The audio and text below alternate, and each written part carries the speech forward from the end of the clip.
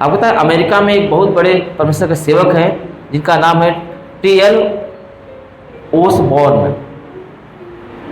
T.L. Osborne उनका नाम है। वो इंग्लिश में एक वाक्य उन्होंने बोला है, मैंने हिंदी में इसको ट्रांसलेशन किया है। वो क्या बोलते पता है? तुम्हारी सेवकाई में ऐसे दिन आएंगे जब लोग तुम्हें ठोकर देंगे।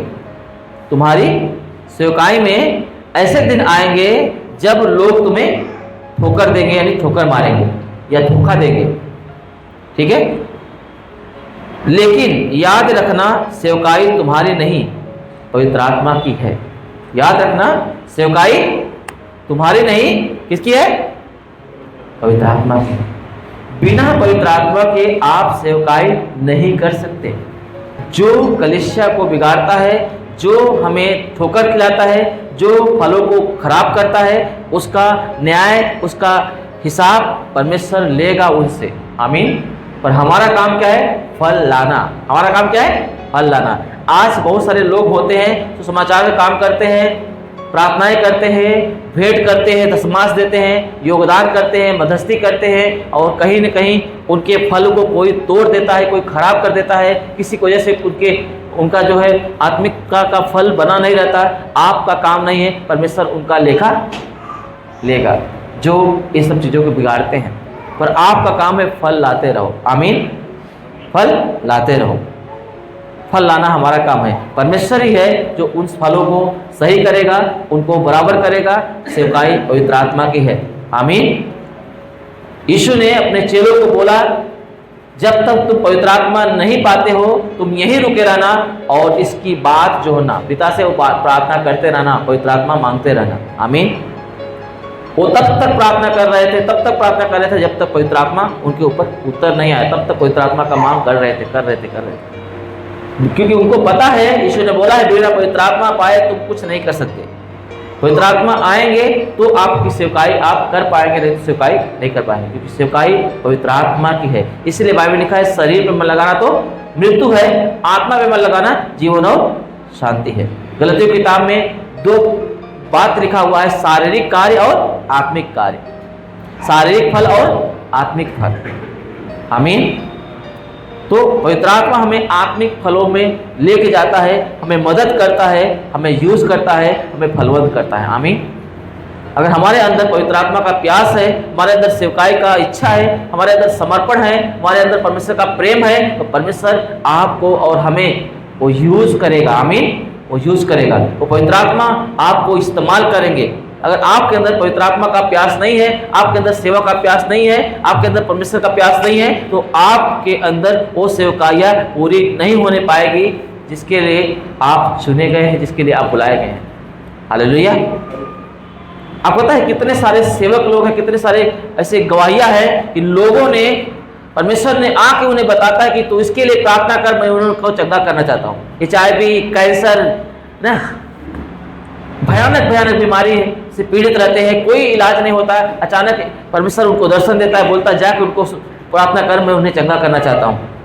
और जैसे वो प्रार्थना करते हैं और परमेश्वर उन्हें चंगा करते हैं। आमीन। अगर आपके अंदर प्यास है तो परमेश्वर उन लोगों तक आपको ले जाएंगे जिनको प्रभु यीशु मसीह ठीक करना चाहते हैं, जिनके लाइफ में वो काम करना चाहते हैं। आमीन। जब तक आप इसका प्यास नहीं रखेंगे, आपकी तैयारी नहीं रखेंगे, तब तक आप यूज नहीं होंगे, आप कुछ भी कर ले। हेलो। आपको पता है परमेश्वर को बुलाने के लिए वेदी का बनाया जाता है। क्या बनाया जाता है? वेदी तैयार की जाती है। हेलो। जिस जगह पे परमेश्वर प्रेजेंस होता है, जहाँ पे वो उपस्थिति होता है, उस जगह को, उस माहौल को आपको तैयार करना पड़ेगा। हालेलुया। अगर आप किसी को इनवाइट करते हो अपने लाइफ में, अपने जीवन में, अपने घर में, तो आप उसके लिए पहले प्लानिंग करते हो, उपाय करते हो कि जब वो आएगा तो हम उसको कैसे रखना है, वो कौन है व्यक्ति आने वाला है, कितने व्यक्ति आने वाले हैं, उस हिसाब से आप तैयारी करते हैं। आपको पता है कि आप परमेश्वर के आत्मा के बगैर आप नहीं चल सकते, नहीं यूज हो सकते। ये समझ लीजिए कि आप पवित्र आत्मा से परिपूर्ण होने के लिए, परमेश्वर की को आपके साथ बने रहने के लिए आपको सबसे पहले परमेश्वर की वेदी को तैयार करना पड़ेगा और उस वेदी पर एक चढ़ावा चढ़ाना पड़ेगा। जैसे रोमियो की किताब में 12 अध्याय के पहले वचन में लिखा हुआ है, निकालो वचन, रोमियो की किताब 12 अध्याय पहला वचन। आपको वेदी तैयार करना पड़ेगा, वो परमेश्वर के आने के लिए, परमेश्वर को ग्रहण करने के लिए, परमेश्वर को प्रसन्न करने के लिए आपको कुछ प्रतिक्रिया को करना पड़ेगा। बिना आपके उस प्रतिक्रिया के आप परमेश्वर के लिए एक उत्तम भेंट करके नहीं ठहरेंगे, एक उत्तम सेवकाई करके नहीं ठहरेंगे। क्या लिखा हुआ है? इसीलिए हे भाइयों, मैं तुमसे परमेश्वर की दया स्मरण दिलाकर विनती करता हूँ, मैं तुमसे परमेश्वर की दया स्मरण दिलाकर विनती करता हूँ कि अपने शरीरों को जीवित और पवित्र और परमेश्वर को भावता हुआ बलिदान करके चढ़ाओ, यही तुम्हारी आत्मिक सेवा है। अब पता है, बलिदान कहीं भी नहीं किया जाता। बलिदान हमेशा वेदी के सामने किया जाता है। अगर आप अपने आप को परमेश्वर के सामने एक उत्तम भेंट चढ़ाना चाहते हैं, अपने जीवन को एक पवित्र भेंट चढ़ाना चाहते हैं कि परमेश्वर के लिए एक आत्मिक सेवा आप प्रदान कर सके, तो आपको वो वेदी का निर्माण करना पड़ेगा जहां परमेश्वर आना चाहिए। आमीन। और आपका जो उत्तम भेंट है, आपका जो जीवन है, वो ग्रहण कर सके। हालेलुया। आप पुराने नियम से देखेंगे, कई ऐसे बहुत जगह प्लेस है जहां पे परमेश्वर आने से पहले परमेश्वर उनको बताया कि तुम इस तरीके से तंबू बनाओ, तुम इस तरीके से मंदिर बनाओ, तुम इस तरीके से तैयारी करो, क्योंकि मैं वहां पे आने वाला हूं। हालेलुया। मैं वहां पे आने वाला हूं। ऐसे बहुत सारे उदाहरण जो है बाइबल में आपके मिल जाएंगे। जब तक आप एक उत्तम वेदी का निर्माण नहीं करते हैं, जैसे परमेश्वर चाहता है वैसा माहौल नहीं बनाते हैं, याद रखना आप परमेश्वर के प्रेजेंस में नहीं आएंगे। और आप एक उत्तम भेंट, एक उत्तम बलिदान, जैसे यहाँ पे लिखा हुआ है, पौलुस बोल रहे हैं, जिससे परमेश्वर खुश होता है, जिससे परमेश्वर ग्रहण करता है, ऐसे उत्तम भेंट करके आपका जीवन वो ग्रहण योग्य नहीं कर दे पाएंगे। हालेलुया। आप पता है, जब यीशु ने बोला चेलों से कि तुम इंतजार करना यहीं पे और प्रार्थना करते रहना, मांगते रहना, जब तक तुम पवित्र आत्मा नहीं पाते हो तुम यहां से हटना नहीं। हेलो। पता है बाइबल में लिखा है कि 120 लोग थे और वो प्रार्थना कर रहे थे। क्या कर रहे थे? प्रार्थना कर रहे थे। प्रार्थना का मतलब समझते हो? वो वेदी का तैयार करना। वो क्या है? वेदी का तैयार करना। आप यीशु मसीह ने जब मंदिर में गया तो यीशु क्या बोलता है? लिखा है मेरा घर प्रार्थना का घर कहलाएगा, परंतु तुमने उसे डाकुओं का खो बना दिया। अगर आप वेदी का निर्माण करना चाहते हो कि परमेश्वर उस मंदिर में, उस जगह पे आए और आपसे उत्तम बलिदान वो चाहे वो ले पाए, तो सबसे पहले आपका उस जगह का क्लीनिंग करना, सफाई करना बहुत जरूरी है। हेलो। यीशु ने उन सारे लोगों को हटा दिया, उन सर्राफों को उलट दिया, पेड़ों को उलट दिया, कबूतर बेचने वाले को, चौकियों को उलट दिया, उड़ा दिया कबूतरों को, और जो गधे भेड़ बकरियों को व्यापार कर रहे थे उन सबको खोल दिया। और यीशु मसीह बोलते हैं लिखा है परमेश्वर का घर प्रार्थना का घर कहलाएगा, पर तुमने उसे डाकुओं का खो बना दिया। जब तक आपके लाइफ में एक बदलाव, एक पश्चाताप का हृदय, प्रार्थना का हृदय नहीं जुड़ता है, आप एक उत्तम वेदी परमेश्वर के लिए तैयार नहीं कर पाएंगे और आप एक उत्तम भेंट करके परमेश्वर के लिए नहीं ठहर पाएंगे। इससे पहले कि परमेश्वर आपके पास आए, आपको ब्लेस करे, आपका भेंट, आपकी आराधना, आपकी स्तुति, आपका सेवकाई वो ग्रहण करे, आमीन, आपका जीवन ग्रहण करे, इससे पहले कि वो ग्रहण करे आपको मन फिराना पड़ेगा। उन सारे जो है डाकुओं का खो को, अड्डे को आपके जीवन से हटाना पड़ेगा, आपके परिवार से हटाना पड़ेगा। आमीन।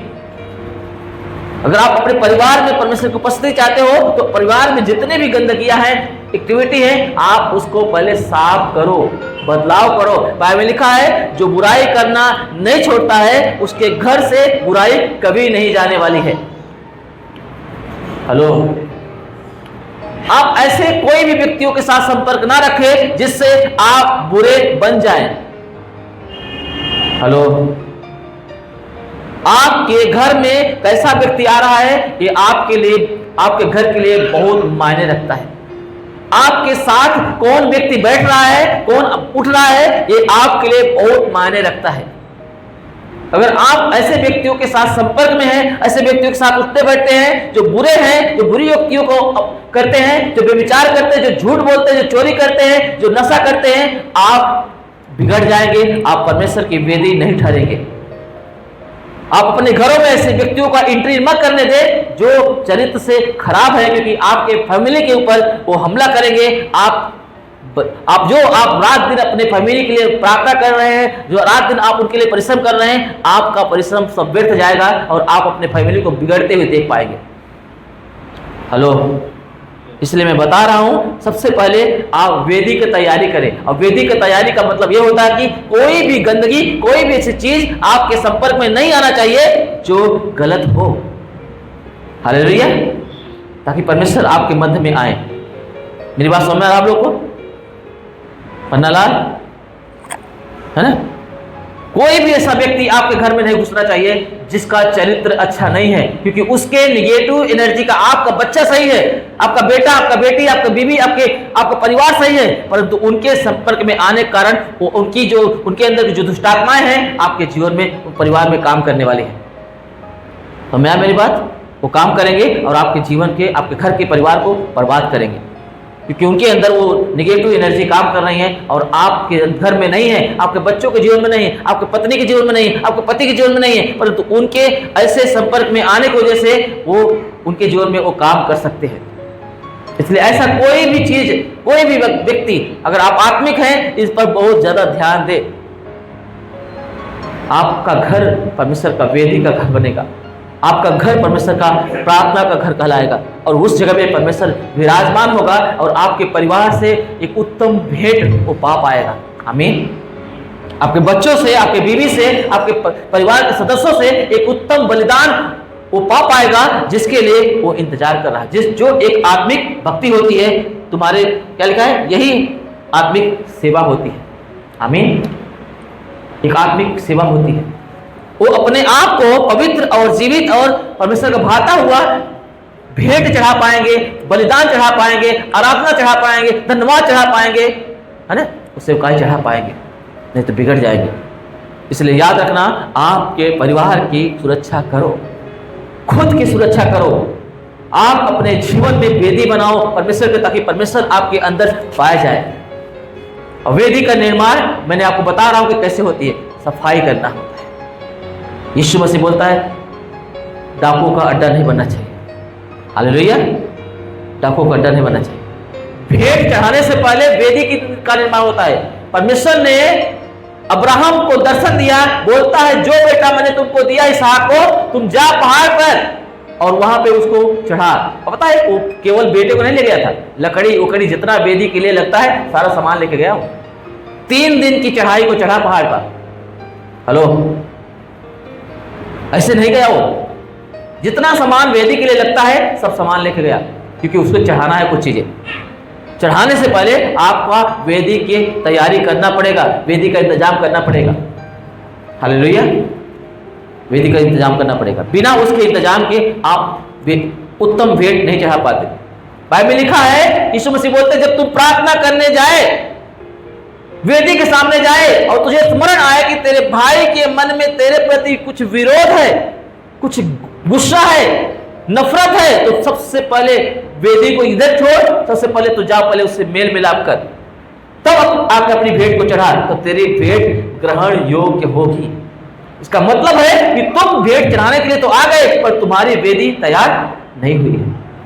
अभी भी तुम्हारे अंदर डाकुओं का अड्डा पाया जा रहा है, विरोध पाया जा रहा है, नफरत पाया जा रहा है, ईर्ष्या पाया जा रहा है, घमंड पाया जा रहा है, और आपकी वजह से कोई तो नाराज चल रहा है। हेलो, कोई तो नाराज चल रहा है और आप परमेश्वर के सामने भेंट चढ़ाने आए हो, उत्तम भेंट चढ़ाने आए हो, नहीं चढ़ा पाओगे। सबसे पहले भेंट चढ़ाने से पहले वेदी चाहिए। बिना वेदी का भेंट नहीं चढ़ाया जाता, याद रखना। हेलो, नहीं चढ़ाया जाता। परमेश्वर ने मूसा को दर्शन दिया, बोलता है मैं पहाड़ पे आऊंगा, सीने पर्वत पे आऊंगा। इजराइल के लोगों को कोई पर्वत के इर्द गिर्द नहीं पाया जाना चाहिए।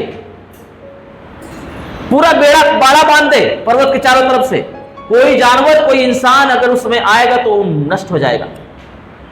हेलो, ये कि मैं वहां प्रकट होने वाला हूं, ये तैयारी कर पहले, ताकि मैं आऊं उनके लिए नुकसान नहीं आशीष का कारण ठहरूं।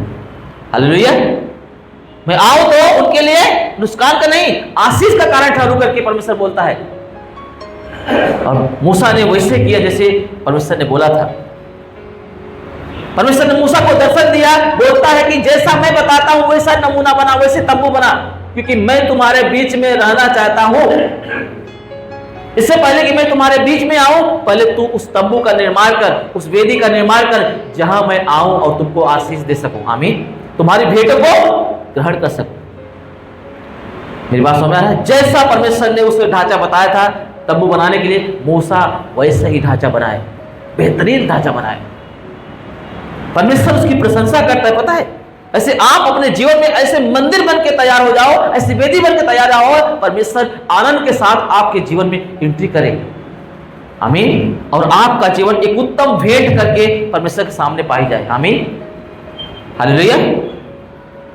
आपका शरीर जो परमेश्वर का आत्मा का मंदिर है, एक उत्तम भेंट उसके द्वारा परमेश्वर को ग्रहण योग्य हो पाए। आमीन।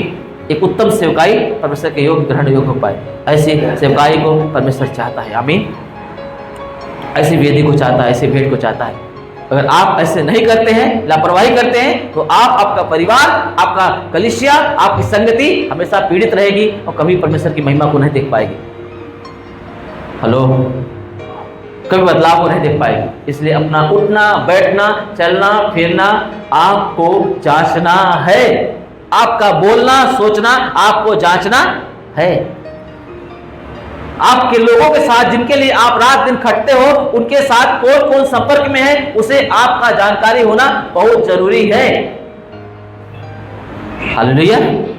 जिन परिवार के लिए, जिन बच्चों के लिए, जिन बीवी के लिए आप रात दिन खटते हो, नींद खराब करते हो, पसीना बहाते हो, चिंता में रहते हो, वो बच्चे कहां बैठ रहे हैं, कहां उठ रहे हैं, उन कौन से जिन लोगों के संपर्क में है, आपको इस बात का जांच करना बहुत जरूरी है। हालेलुया। बहुत जरूरी है। अगर आपका बस में नहीं आ रहा है तो आप परमेश्वर के हाथों में समर्पित करें, परमेश्वर उनके जीवन में काम करेगा।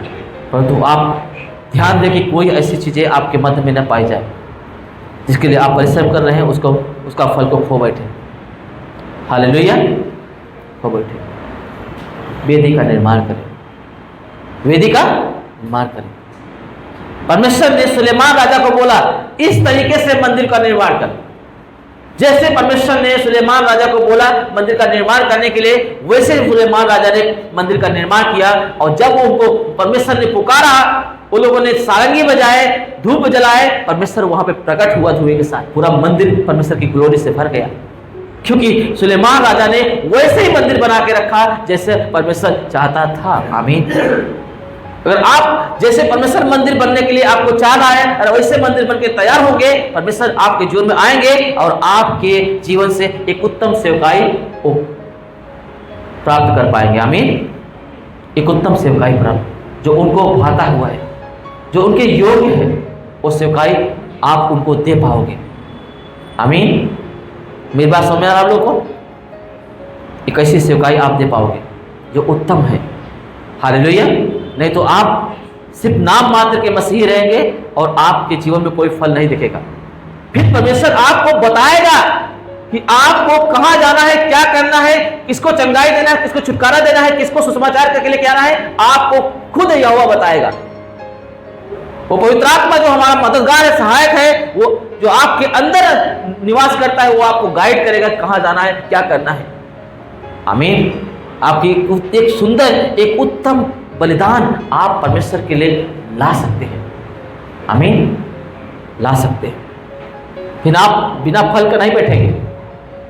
आप यहाँ के आके बोलेंगे, मैंने प्रार्थना किया, मुर्दा जिंदा हुआ, मैंने प्रार्थना किया, लंगड़ा चलने लगा। मैंने एक व्यक्ति को, परमेश्वर ने मुझे बोला जाके उसको बोलो कि परमेश्वर उसको प्रेम करता है, उसको छुड़ाना चाहता है। आप जाके उसके बोलोगे और वो चंगा होगा, छुटकारा पाएगा और आपके साथ आके बैठेगा। बोलोगे ये भाई है, ये बहन है। आमीन। हालेलुया। वो फल आपके लाइफ में दिखेगा। आप सेवा करना चाहते हैं, आगे बढ़ना चाहते हैं, वचन में बढ़ना चाहते हैं, सबसे पहले आप खुद के जीवन में एक वेदी का निर्माण करें। एक उत्तम, एक सुंदर, एक उत्तम मंदिर बनके, परमेश्वर का भाता हुआ मंदिर बनके आप तैयार हो जाए। आमीन। कोई गंदगी नहीं, कोई झूठ नहीं, कोई नफरत नहीं, कोई ईर्ष्या नहीं, कोई घमंड नहीं, कोई ऐसी चीजें न पाई जाए जो परमेश्वर पसंद नहीं करता है। आमीन। मेरी बात समझ आ रहा है आप लोग को?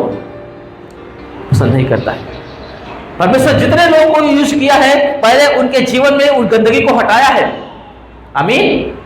पहले वो मन फिराए हुए हैं उन चीजों से, तब परमेश्वर ने क्या किया है, उनको चुना हुआ है सेवकाई के लिए।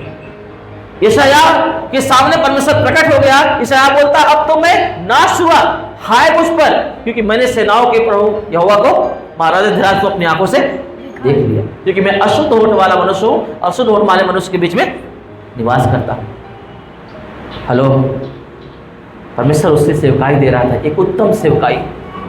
इससे पहले कि वो सेवकाई पाए, उसे एक वेदी चाहिए था, एक उत्तम वेदी चाहिए था। आमीन। उसके जीवन में जैसे उसने अपने गुनाह को कबूल किया कि मैं अशुद्ध होने वाला मनुष्य हूं और अशुद्ध होने वाले मनुष्य के बीच में रहता हूं, परमेश्वर ने अपने रूप को भेज के उस अंगार को लिया और चिमटे से और उसके जवाब पे छुआ दिया। आमीन। वो पवित्र हो गया, वो शुद्ध हो गया। बाइबल लिखा है, देख मैंने तुझे शुद्ध किया है, तेरे गुनाह को खत्म कर दिया है। तब परमेश्वर बोलता है, मेरे लिए कौन जाएगा? कौन एक उत्तम सेवकाई करेगा मेरे लिए? कौन एक उत्तम भेंट मेरे लिए चढ़ाएगा? यशायाह बोलता है, प्रभु मुझे भेज, मैं जाऊंगा। आमीन। यशायाह क्या बोलता है? मुझे भेज, मैं जाऊंगा। आपके जीवन से सेवकाई तभी लेगा जब आप एक वेदी बन के परमेश्वर के सामने, एक उत्तम वेदी बन के आप खड़े होगे, तब परमेश्वर आपको यूज करेगा। हालेलुया। और हम देखते हैं यशायाह की सेवकाई एक अद्भुत सेवकाई है, महिमामय सेवकाई है। यहोवा परमेश्वर कितनी सारे बातों को वहां पे बताया है, भविष्यवाणियों को हम देख पाते हैं जो आने वाली थी यशायाह के द्वारा, वो सारी बातें हम देख पाते हैं। एक उत्तम सेवकाई। आमीन। आज जितने लोगों को परमेश्वर ने वेदी बनने के लिए चुन लिया, वेदी को उत्तम वेदी बन के ठहर गए, वो इस्तेमाल हुए हैं, फलवंत हुए हैं। आप तब तक यूज नहीं होंगे, तब तक आप उत्तम वेदी नहीं अपने जीवन में देख बनाएंगे। हालेलुया। नहीं बनाएंगे। ऐसे बहुत सारे एग्जाम्पल, उदाहरण बाइबल में भरे हुए हैं, जितने लोगों ने अपने आप को मंदिर बनाया, वो उत्तम वेदी बनाया, परमेश्वर उनके बीच में आया है और उन्हें आशीष दिया है, उन्हें यूज किया है। आमीन। उन्हें यूज किया है, ऐसे नहीं यूज किया है। पतरस को यूज करने से पहले जो उसने 3 बार इनकार किया था, यीशु मसीह ने 3 बार उससे पकड़वाया, क्या तुम मुझसे प्यार करता है इन सबसे बढ़कर? कहीं ऐसा न हो कि तू फिर से वही काम करे, जब मुसीबत आए तो बोले मैं जानता ही नहीं।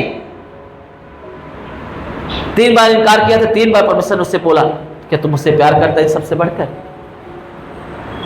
हालेलुया। उसने कबूल किया, उसने वो वेदी को अपने अंदर बनने दिया। परमेश्वर बोलता है, मेरे बच्चों को चरा, मेरे भेड़ों को चरा, मेरे मेमने को चरा, मेरे भेड़ों की रखवाली कर। आप ऐसे नहीं कर पाएंगे, ऐसे परमेश्वर आपको अपने भेड़ों को नहीं देगा, ऐसे आप उन तक नहीं पहुंच पाएंगे जो आज पीड़ा में है, दर्द में है। जब तक आप खुद नहीं तैयार होंगे एक उत्तम वेदी बन के, एक उत्तम मंदिर बन के, तब तक आप यूज नहीं हो पाएंगे। याद रखना। हालेलुया। मेरी बात समझ आ रहा है लोगों को? सो मत।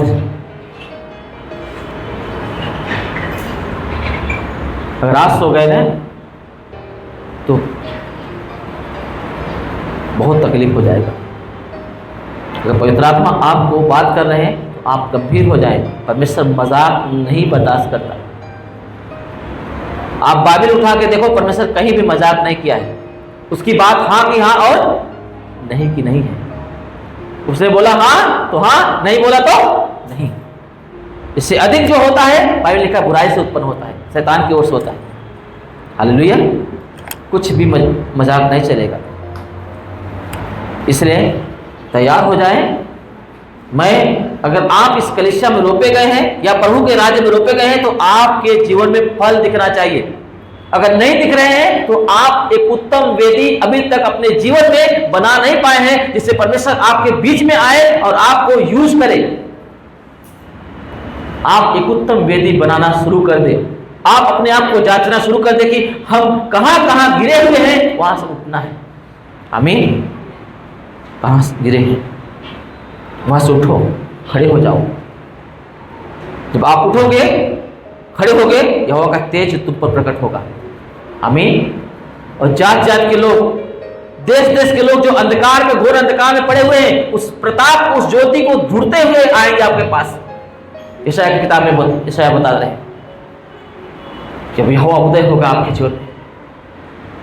वो ऐसे नहीं उदय होगा, एक उत्तम वेदी का इंतजार कर रहा है। आमीन। एक उत्तम वेदी का इंतजार कर रहा है। बोलता है तुम उठो, है ना। परमेश्वर का उदय होना तुम्हारे ऊपर निश्चय हो चुका है। तुम जागो तो सही, उठो तो सही, वेदी के लिए खड़े तो हो जाओ। आमीन। वो प्रताप, वो ज्योति, वो उजाला, वो महिमा प्रकट होगी परमेश्वर की, और आपके पास लोग खींचे चले आएंगे। ये फल है। आमीन। ये फल है। किसी को प्रभु दर्शन दिखाएगा आपके बारे में, वो भाग के आपके पास आएगा। हालेलुया। आपके पास भाग के आएगा और बोलेगा मेरे लिए प्रार्थना करो, मैंने दर्शन देखा है कि तुम मेरे ऊपर प्रार्थना कर रहा था, मेरी बीमारी जा रही थी। वो दर्शन देखेगा, आपके पास भाग के आएगा, थोड़ा अपना हाथ मेरे सर पे रख दे ताकि मैं चंगा हो जाऊं। हालेलुया।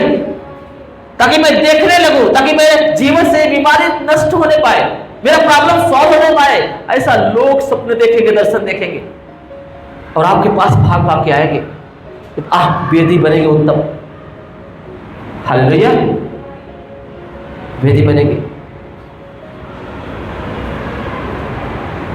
हालेलुया। जो पवित्र आत्मा आपके मध्य में काम कर रहे हैं, बार बार आपसे विनती कर रहे हैं, उन्हें शोकित ना करें, उन्हें तकलीफ ना दें, उन्हें अपने जीवन में आने के लिए एक वेदी तैयार करें कि पवित्र आत्मा दुखी होंगे, वो वापस न चले जाए, नाराज ना हो जाए। हालेलुया।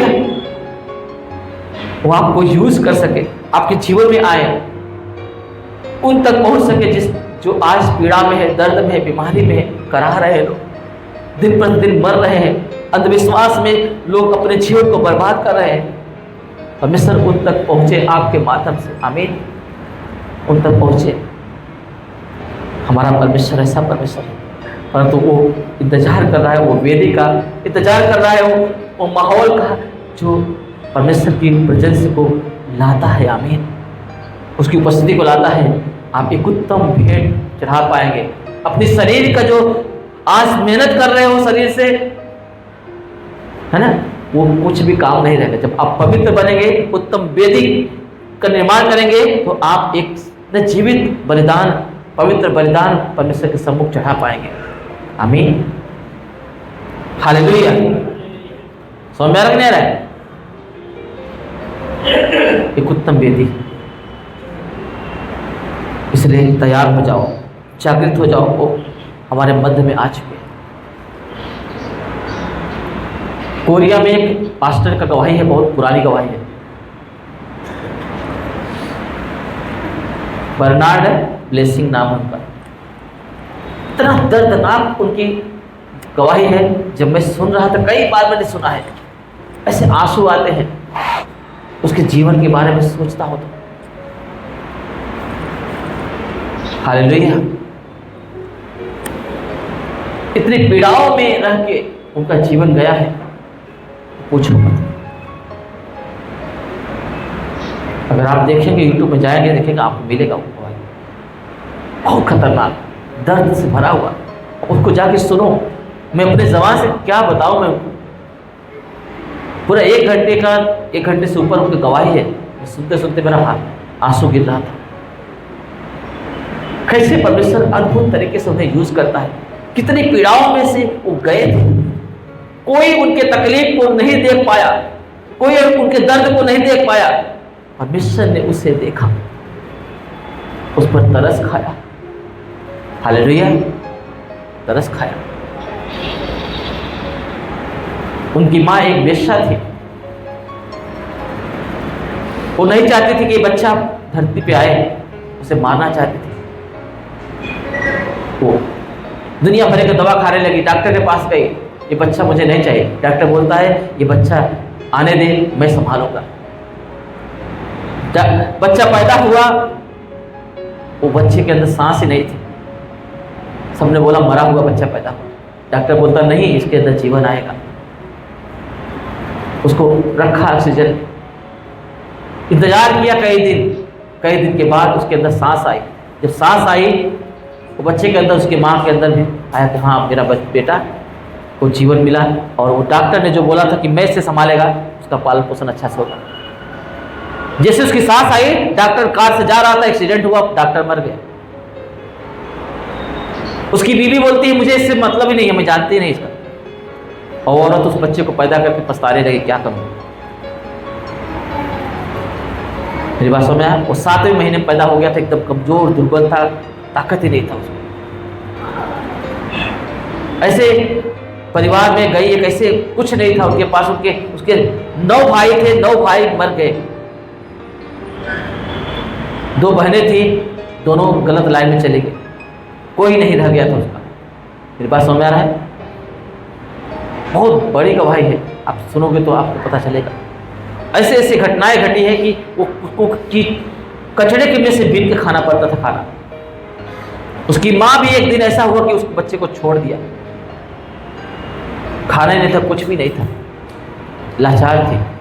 जिसके अंडर में गई थी वो उसके साथ गलत व्यवहार करता था और उस बच्चे को बोला फेंक दो, हटा दो।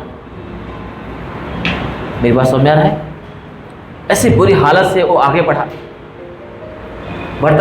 गया, लापरवाही, एकदम लाचार होके, कचड़े से भी खा के, सूखा खा के, कुछ भी जब भी कोई फेंकता था वो खाना उसके लिए होता था। जिस दिन कोई न फेंका उस दिन वो पैसे रहता था। इतना दर्दनाक कहानी है। किस रीत से परमेश्वर ने उसे चुना। और पता है उसे, जब वो परमेश्वर का दास खड़ा हुआ ना, उसको आज का एलिया बोलते थे। क्या बोलते थे? आज का एलिया। जब वो बोलता था ना, आग उतरती थी। परमेश्वर ने ऐसे उसे चुना, ऐसे खड़ा किया ना कि लोग इसे बोलते थे ये कैसा बच्चा है बना। ये लोगों को जैसे वो पैदा हुआ सब लोग मर गए, सब बर्बाद होते जा रहा है। जिसको जो उसको बोध लेने की कोशिश किया, सब मरते चले गए, कोई उसका सहारा नहीं बन पाया। पता है उसको अभागा बच्चा बोलते हैं, ऐसा बच्चा साबित कर दिया। परंतु जिस दिन परमेश्वर ने उसे उठाया ना, ऐसा आग के समान परमेश्वर लोगों को बताता था, इसको बोल जाके इसको कैंसर है, मैं उसको चंगा कर रहा हूं। और जाके बोलता था, एक औरत आ रही थी, बोला परमेश्वर बोलता है उसको HIV है, तो बोल HIV की बीमारी है, परमेश्वर तुझे चंगा कर रहा है। जब बोलने गया पुलिस आ गई, उसको पकड़ लिया। पता है वो औरत फिर आई उस बच्चे के पास, बोलते हैं उसे मत पकड़ो, वो जो बोल रहा है सही बोल रहा है, मुझे सचमुच में HIV है। फिर उसने वहीं पे बोला मुझे प्रार्थना कर, हाथ रखा, तुरंत गिरी और बीमारी खत्म, चली गई। कुछ नहीं है, खाने को नहीं है, कुछ भी नहीं है, तकलीफ है। इससे पहले कि वो चुना जाता, शैतान ने उसे पूरी तरह से नष्ट करने की कोशिश किया। जब वो 15 साल की उम्र का हुआ, जब बढ़ने लगा, उसने सपना देखा कि 2 व्यक्ति भाला लेके उसके पैरों पे, दोनों पैरों पे भाला से घोंप देते हैं। और जैसे वो दर्द से सपने में देखा, दर्द हुआ उसको, और आंख खोला, देखा तो उसके दोनों पैरों से खून निकल रहे थे। और उसका घाव उसके मरने तक था। सपने में भाला मारा गया था और खून निकल रहे थे और दाग पड़ा हुआ था। शैतान ने पूरी तरीके से नष्ट करना चाहा और बीमार हो गया उस भाले की वजह से, और पैरालाइज मार दिया पूरा। डॉक्टर बोलता कभी जिंदगी में नहीं उठ पाएगा। समझ आया?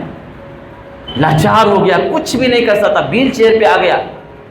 एक दिन परमेश्वर ने ज्योति के समान प्रकट हुआ उसके सामने और उसे बताया कि मैं कौन हूं। हालेलुया। उसे बताया कि मैं तुझे पूरी दुनिया में यूज करने वाला हूं, तू मेरा गवाह बनेगा। मेरी बात समझ में आया? क्योंकि वो दर्द में भाई बताती है कि टूटा हुआ पिसा हुआ मन परमेश्वर के योग्य बलिदान है। परमेश्वर टूटे हुए पिसे हुए मन को तुच्छ नहीं जानता, उसके समीप रहने वाला परमेश्वर है।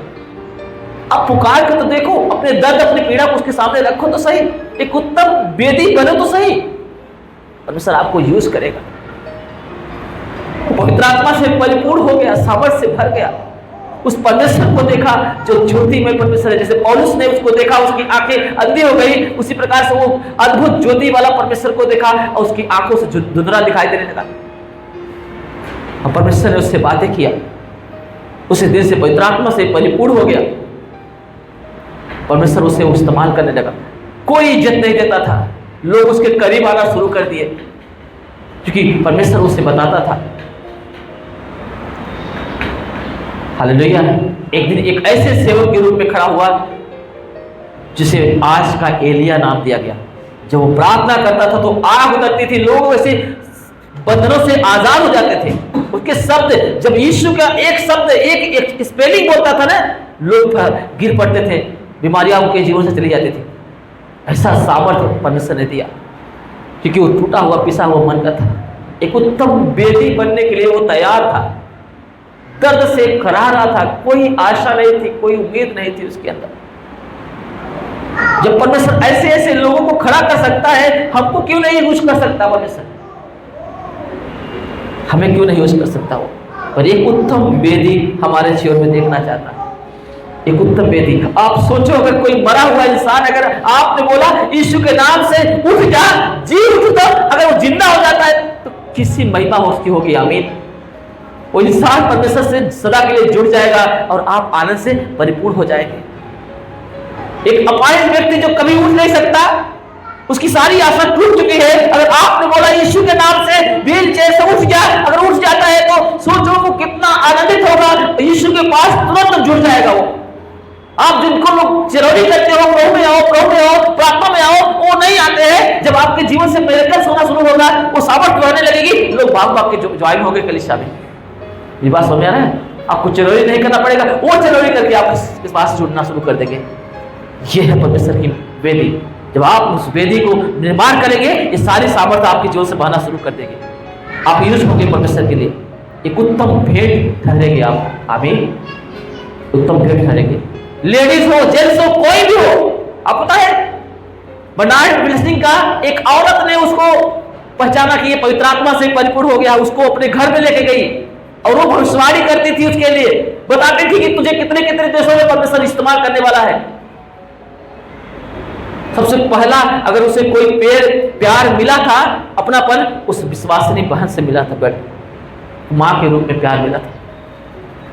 उसने पहचान लिया कि ये जो इसके अंदर रूह है, आत्मा है, वो पवित्र आत्मा है जो काम कर रहा है। मेरी बात समझ में आ रहा है? कोई भी हो, आप लेडीज हो, जेंट्स हो, कोई भी होने दो, पर वो आपको यूज करेगा, आपको इस्तेमाल करेगा। पर आप एक उत्तम वेदी तो बनो। आमीन। वो वेदी का निर्माण करो। यहोवा परमेश्वर आपके अंदर उदय होने वाले हैं, आपके जीवन में उदय होने वाले हैं। वो प्रताप, देश देश के राजा लोग, बड़े बड़े लोग आपको उस प्रताप को देखने के लिए आने वाले हैं, भाग भाग के आएंगे। हालेलुया। वो हमारा परमेश्वर करने वाला है। अगर आप उत्तम वेदी बन जाते हैं तो इसलिए वो बनने की कोशिश करें। हालेलुया। आप एक उत्तम वेदी बने, उत्तम भेंट चढ़ाएं परमेश्वर के लिए, उत्तम भेंट चढ़ाएं। आइए अपने आंखों को बंद करेंगे। वो हमारे बीच में उपस्थित हैं।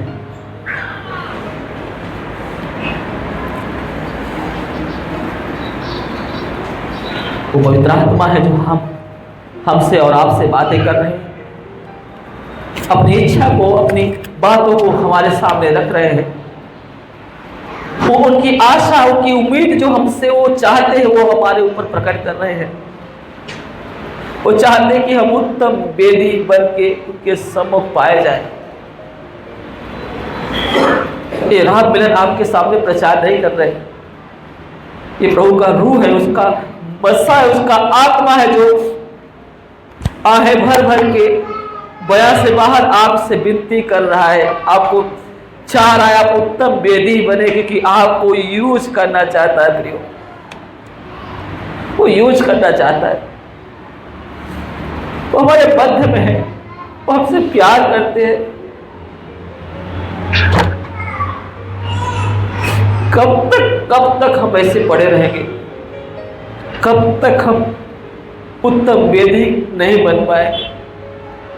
कब तक हम खिलवाड़ करते रहेंगे? हम अंतिम समय में जीवन व्यतीत कर रहे हैं। फसल पक के तैयार है, मजदूर बहुत ही कम है। परमेश्वर के बच्चे दिन प्रतिदिन नाश हो रहे हैं। वो तड़प रहे हैं, वो एक आशा देख रहे हैं कि कोई आए मुझे छुड़ाए। यीशु देखता है, जब ऊँट की तरफ को देखता है यीशु, तो हमारे तरफ देखता है कि इनको मैं चाहता था कि ये जाए उन्हें छुड़ाए, पर ये वेदी नहीं बन पा रहे, ये फलवंत नहीं हो पा रहे हैं।